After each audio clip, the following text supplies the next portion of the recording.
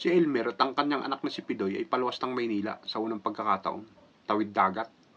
Pagdating nila sa pier ng probinsya, namangha itong si Pidoy ngayon. Wow, tay, tignan mo, ang daming darko. Shh, kamaingay. Hindi darko yan. Dapor yan, anak. Ay. Ngayon, pagsakay nila sa barko, tumawid na ngayon. Pagdating nila sa pier ng Maynila. Wow, bilang mo nga ako tayo ng popsicle.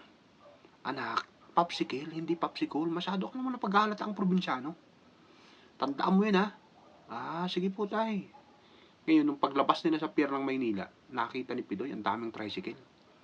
Wow, ang daming tricycle, sabi ni Pidoy. Anak, tandaan mo to, isang beses pong banggitin niyang pagka-probinsyano mo. Tatamaan ka sa akin, sabi ni Elmer ngayon.